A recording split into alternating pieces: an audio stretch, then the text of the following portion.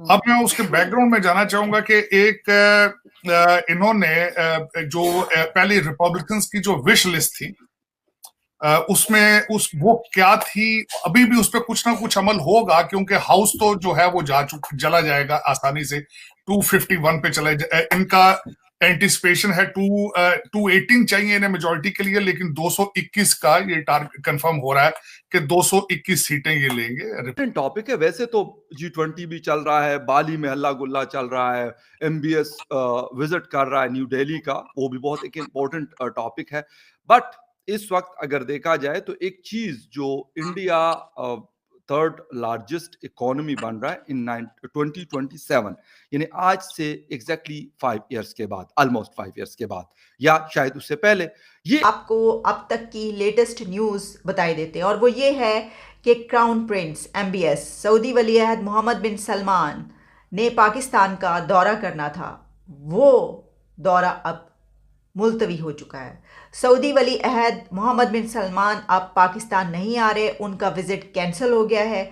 इस विज़िट की काफ़ी दिनों से बात की जा रही थी, 21 नवंबर को उन्होंने पाकिस्तान पहुंचना था, तैयारियां भी हो रही थी। सबसे बड़ी बात ये की जा रही थी कि $4.2 बिलियन का एक बेल आउट पैकेज भी मिलना था पाकिस्तान को, बड़ी सहूलत हो जाती, और भी कुछ फैसिलिटीज़, कुछ डॉलर्स और फंड्स और इमदाद, इस तरह की बात की जाती है। आप जानते हैं कि तेल की मद में भी पैसा जो है उसकी भी बात होती रहती है सऊदी अरेबिया से। ये सब कुछ अब नहीं हो पाएगा। इसकी वजह ये है कि पता ये चला है कि सऊदी प्रिंस वली अहद मोहम्मद बिन सलमान अब पाकिस्तान नहीं आ रहे। अब इस विजिट की अब रिपब्लिकन पार्टी की विश लिस्ट की तरफ जाना चाहूंगा जो इन्होंने बना रखी थी, और अब वो उस पर अमल करेंगे, और उसमें भारत और पाकिस्तान पे क्या इन्फ्लुएंस हो, उसका इम्पैक्ट क्या होगा जी। तो विश लिस्ट में सबसे पहले तो इनकी ख्वाहिश है कि हंटर बाइडेन की इन्वेस्टिगेशन शुरू की जाए कि वो यूक्रेन और चाइना से किस तरह पैसे बनाते रहे हैं। उनके पास उनके ऊपर एक चार्जेस हैं इलीगल गन रखने के भी, और वो यहाँ ये बताना चाहूंगा कि उनके ऊपर ड्रग चार्जेस भी, उनके ऊपर he was a drug addict, ये था। पहली तो बात उस पे हंटर बाइडेन की इन्वेस्टिगेशन करेंगे। बट आज ये जो एक JP मॉर्गन की रिपोर्ट आई है, उसने इसको वैलिडेट किया है, और इसके और भी इंटरनेशनल मीडिया में कई जगह इस रिपोर्ट को कवर कर देंगे। आज की लेटेस्ट न्यूज़ भी नेशनल टीवी पे डिबेट थी, इसी सब्जेक्ट पे थी। तो अभी क्या फकर भाई, देखिए हुआ क्या है। देखिए अगर आप इकोनॉमिक आउटलुक देखें, जर्मनी का -0.3 है, ठीक है, जापान का 1.6 है, पूरा यूरोप ऑलमोस्ट रिसेशन में, अमेरिका का रिसेशन में जाना 90% श्योर है, और चाइना भी रिसेशन में ऑलमोस्ट जा चुका है। चाइना का इकोनॉमिक आउटलुक रिवर्स हो गया है 2.3%। चाइना की इकोनॉमी एक बहुत बड़ा लफड़ा है। देखिए रियल एस्टेट हैज फेल्ड, आपका बुलेट ट्रेन से failed, next to announce bankruptcy would be semiconductor industry. दूसरी बात, ये चाहेंगे कि जनवरी 6 के ऊपर जो डोनाल्ड ट्रंप अगर है उसमें कुछ नरमी की जा सके। तीसरी बात, अफगानिस्तान को रिविजिट करना चाहते हैं कि वहां से जो इनखला था वो क्यों इस तरीके से पुअरली तरीके से हुआ, हमें डेड बॉडीज वहां से लेके आनी पड़ी। अगला पॉइंट चौथा जो है, यूक्रेन को रिविजिट करेंगे। ये समझते हैं कि हम बहुत ज्यादा पैसा दे रहे हैं यूक्रेन को। यहाँ पे आपके बताने वालों को ये बताऊंगा कि इस वक्त तकरीबन 24 से 24-25 बिलियन डॉलर पर मंथ उसको दिया जा रहा है इंटरनेशनल कम्युनिटी की तरफ से, लेकिन मेजॉरिटी अमेरिका देता है। तो यहाँ पे हमारे जो एक्सपेक्टेड स्पीकर है रिपब्लिकन साइड से जो आएंगे, केविन मैकार्थी उनका नाम है, उनकी बड़ी मशहूर सेइंग है इस वक्त यहाँ पे कि we can not give a blank cheque to Ukraine, we have to put a lid on it. Semiconductor में दो चीजें हुई, एक तो जो मशीन, जो सेमीकंडक्टर चिप्स जिस पे बनते थे वो बंद हो गई, और इंपॉर्टेंट सेमीकंडक्टर चिप्स ताइवान में बनाना भी बंद हो गए। अब वो सारी मैन्युफैक्चरिंग इंडिया आ रही है।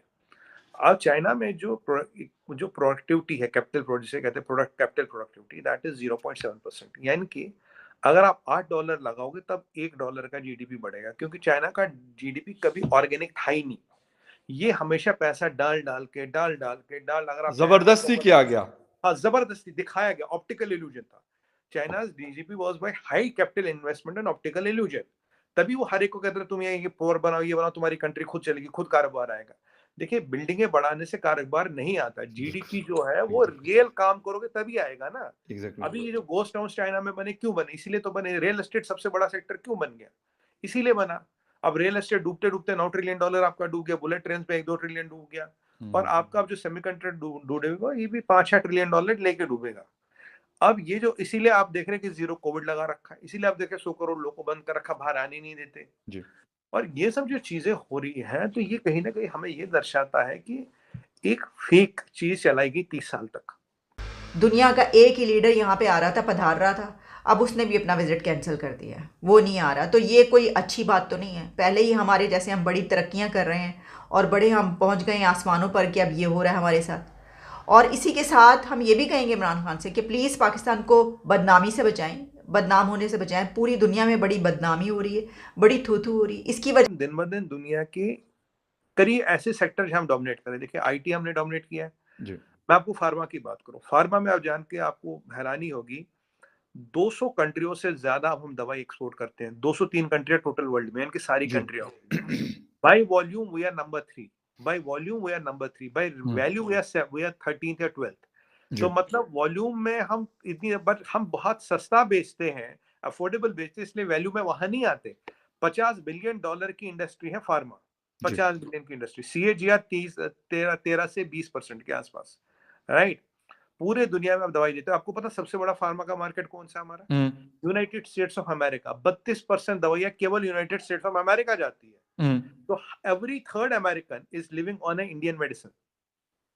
ये आपको ये फैक्चुअल डाटा है, ये ऑल फैक्चुअल डाटा। तो ये फार्मा हो गया, आईटी हो गया, अब food India, man power India, solar, defence, telecom, तो ये सारी धीरे धीरे इंडिया पे आ रही है। तो 6-7 इंडस्ट्रियां ऐसी हैं जहां दुनिया हम पे डिपेंड करता है। अब धीरे धीरे हम क्या करें, इन इंडस्ट्रियों को बढ़ा रहे, because we have this clarion call of make in India, Aatmanirbhar Bharat. और धीरे हैं इन्वायरमेंट पे और आपको ग्रांटें मिल रही हैं अमेरिका से, वो बंद हो जाएंगी पाकिस्तान की। इस वक्त सबसे बड़ा प्लूटर तो चाइना है और उसके बाद दूसरा नंबर भारत का है उस रीजन में। तो उसके ऊपर भी जो आपके ऊपर कड़ी नजर आएगी। ये 3-4 पॉलिसीज जो हैं, और अफगानिस्तान के हवाले से डायरेक्टली पाकिस्तान क्वेश्चनेबल होगा कि पाकिस्तान किस तरीके से मदद करता रहा है तालिबान को। Ultimately that's an impact on it. तो ये, लेकिन इसमें मैं यहाँ ये बताना चाहूंगा कि इस वक्त यहाँ पे अमेरिका के अंदर मैंने बड़ा नोट एक बात की जो पहले नहीं थी, कि यहाँ पे हमारी जो इंडियन लॉबी है, भारतीय लॉबी, इस वक्त भी वो रिपब्लिकन पार्टी के साथ काम करती रही है। हमारे इंडियन चैनल्स के ऊपर उनकी एड्स आती रही हैं supporting Republican party, not only Republican, Trump at the same time. हम होंगे क्योंकि चाइना तब तक बिखर चुका होगा। चाइना मुझे नहीं लगता 5 साल तक खिंचेगा। देखिए ये सब चीजें बोलना, I am stretching my neck out and saying. आपको फकर भाई याद होगा, मैंने आपको आपके शो पे बोला था सबसे पहले, मैंने कहा ट्विटर का पैसा चाइना से आ रहा है, और अब जो बाइडेन ने भी वो ट्वीट किया और उस चीज को वैलिडेट किया कि चाइना के साथ एलॉन मस्क की रिलेशन स्टडी करनी पड़ेगी और इसका किससे कहाँ क्या लेना देना। और एक इंटेलिजेंस प्रोब लगाया गया ऑन ट्विटर विज़-वी नेशनल सिक्योरिटी। ये 2 चीजें इंपॉर्टेंट हुई है और ये मैं आपको पहले बता चुका था, ये जरूर होगा और ये होने वाला है। बट अब फर्क क्या, CNN तभी बोल पाएगा जब जो बाइडेन बोलेंगे, हम थोड़ा पहले बोल देते हैं, क्योंकि देखिए उन पे कल को कोई लॉ सूट होगा, ये होगा, वो समझ जाते हैं। JP मॉर्गन आपको ये नहीं बोल रहा कि अल्टीमेटली फखर भाई 2030 तक 2040 से 50 का जो दशक होगा उसमें यही रेस होगी, will India be the number 1 economy और will United States of America be the number 1 economy. क्या इसकी वजह ये है कि कोई इमरान खान पर ज़रा सी उनको क्रिटिसाइज़ कर दे, ज़रा सी उनके पर तनकीद कर दे, उनकी की पूरी पार्टी, जमात, उनके मेंबर्स, लीडर्स और ख़ास तौर पर उनकी जो टीम सोशल मीडिया, वो उनके पीछे पड़ जाता है। देखिए मुल्क के अंदर जब ये होता है ना, मसलन ये कि हमने कोई तनकीद कर दी, किसी सहाफ़ी ने क्रिटिसाइज़ कर दिया, उसके पीछे आप पड़ जाएँ, उसके पीछे आपकी टीम पड़ जाए, गालम गलोच, उसको धमकियाँ दें, लिफाफा सहाफ़ी, और इसके अलावा जो मुंह में आए वो सब कुछ कहें, गंदे गंदे बुरी बातें कहें ख़वातीन सहाफ़ियों को आकर, वो सब कुछ चल जाता है। ठीक है, हालांकि हमने देखा कि उसके ऊपर भी जो इंटरनेशनल ऑर्गेनाइजेशन अब तो वहाँ तक भी बात पहुँच चुकी है, बाज़-औक़ात वो भी आकर इसके ऊपर बात करते हैं कि भाई क्यों हो रहा है ये सब कुछ। लेकिन अब हुआ क्या है, हुआ ये है कि आप जानते हैं कि उन्होंने 2-3 इंटरव्यूज़ इमरान खान ने ऐसे दिए हैं कि जिसकी बिना पर उनका जितना भी नैरेटिव था ना कई सालों का, वो सब बिल्कुल दबड़दूस होके रह गया, ज़मीं बोस हो गया। और वो इस तरीके से कि वो CNN की एक जो साहिबा थी, उन्होंने उनसे कुछ सवालात पूछ लिए, कोई ऐसी बातें कर दी, उसके ऊपर फिर वो चल आप जानते हैं फिर इमरान खान को तो फिर गुस्सा चढ़ गया होगा, ये क्या मुझसे पूछ लिया, लेकिन वो तो पूरी दुनिया में गया। उसके बाद डोइचे वेले DW की एक खातून सहाफ़ी आई मेलिसा चैन, उन्होंने उनसे ये कह दिया कि जनाब आप तो जो हैं वो पॉपुलिस्ट लीडर हैं और इस वजह से आपने ये किया वगैरह वगैरह। आप जानते हैं उन्होंने कहा कि नो कॉन्फिडेंस वोट की वजह से आपको निकाला गया, आप ये जो तहरीक लेकर चल रहे हैं, जो कैंपेन चला रहे हैं, इसके ऊपर क्या आपका जो है वो उसी में शामिल किया जाए जिस तरह के फॉर्मर प्रेसिडेंट ट्रंप और फिलीपींस के कुछ लोग लीडर्स और ब्राज़ील के एक लीडर का उन्होंने नाम लिया। अब उस वक्त तो इमरान खान को ये बड़ा कड़ा सवाल था, यानी कहा जा रहा था कि भाई यही समझा जा रहा है, परसेप्शन भी है और इसको इस तरह रियलिटी के तौर पे भी देखा जाता है कि इमरान खान भी उन्हीं लीडर्स में से एक हैं कि जो जिसमें फाशिज्म और पॉपुलिज्म ये सब कुछ शामिल है। जवाब तो उनको देना पड़ा, लेकिन उसके फ़ौरन बाद से ये हुआ कि उनकी टीम जो खातून सहाफ़ी हैं वो एंकर पर्सन मेलिसा, उनके पीछे इस तरीके से हाथ पांव धो के पड़े हैं कि उनके ट्विटर पे जाके उन्होंने उनको कालम गलोच और जो कुछ कर सकते थे उन्होंने किया। फिर उन्होंने क्या किया कि उन्होंने अपने रिप्लाईज बंद कर दिए। अच्छा, उन्होंने जो लिखा मैं आपको वो बता देती हूँ। उन्होंने लिखा, Pakistan Twitter, you all a lively bunch but no sorry, I never switch on replies for any post because I get, उन्होंने लिखा है कि जो थ्रेट्स उनको मिली हैं वो उनको जान से मार देने की, मौत की, और इसके अलावा उनके साथ ज़्यादती की, उनको धमकियां मिल रही हैं। Don't need that in my life. There are no free speech issues. You have the freedom to tweet. I have the freedom to read or not. Tough cookies. अच्छा, इसी के साथ फिर ये हुआ कि इससे भी चैन नहीं आया, तो जो खान साहब की टीम है, सोशल मीडिया के जो भी उनके एक्टिविस्ट हैं, उन्होंने वहाँ के पास उधार का इतना पैसा है कि फिर आप कहाँ तक उसको सरवाइव कर सकते हैं, उसकी वजह से फिर वो मुश्किल हो जाता है। और जब अगर आपके पास लॉसेस भी इतने बड़े बड़े हो, ट्रिलियंस में, ट्रिलियन ऑफ डॉलर्स में, रुपीज में भी नहीं, तो फिर उसको शायद कंट्रोल करना या फिर काबू में लाना बड़ा मुश्किल होता है। लेकिन सर एक चीज और भी सामने आ रही है कि अमेरिका के साथ शायद उनकी बातचीत होने वाली है, मुलाकात होने वाली है, और वो ये कह रहे हैं कि प्रायोरिटीज में जो शामिल है, एक तो ठीक है ताइवान का इशू है, लेकिन उनको अपनी इकोनॉमी की परेशानी पड़ी हुई है शी जिनपिंग को कि यार कुछ तो करना पड़ेगा। ये 150 अरब जो पॉपुलेशन उन्होंने रखी हुई है, करेंगे उसके साथ क्या? लाजमी सी बात, आप एक हद तक तो बंद कर लिया ना आपने, 2 महीने 6 महीने बंद कर लिया बंदूक के जोर पे या जैसे भी, पूरी जिंदगी के लिए तो नहीं बंद कर सकते, नाइट हम बम गिरा के खत्म कर सकते हैं। तो में वो टाइम जो है वो खत्म होता जा रहा है। दुनिया स्लगिश है, इन्फ्लेशन नंबर 1 इशू है इस वक्त दुनिया का, energy crisis is a number 1 issue on the planet. तो आप इन चीजों से अपने आप को मुबर्रा समझते हैं, लेकिन मेरे ख्याल में क्लॉक इज टिकिंग।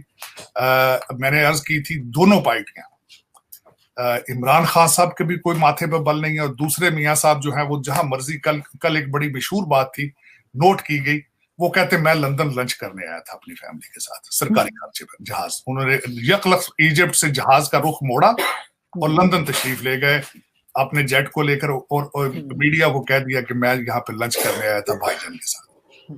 ये वो मसला ही नहीं है। हाँ जी, ये वो कंट्री है जिनके पास फॉरेन रिजर्व सिर्फ 7 बिलियन 8 बिलियन और 4000 लोग खुले छतों के नीचे है। ये वो मुल्क है जिसके हालात, देखिए अमेरिका के साथ फखर भाई, they have cross the tipping point. Okay, world के साथ रिलेशन में दे हैव क्रॉस, जिस दिन उन्होंने वायरस छोड़ दिया उस दिन ये टिपिंग पॉइंट क्रॉस, राइट, ठीक। देखिए, मैं आपके घर आके आपका सामान चुरा नहीं सकता, फिर रिलेशन खत्म है। देखिए, मैं आपके खिलाफ साजिश नहीं रचा सकता, फिर दोस्ती कहाँ रही?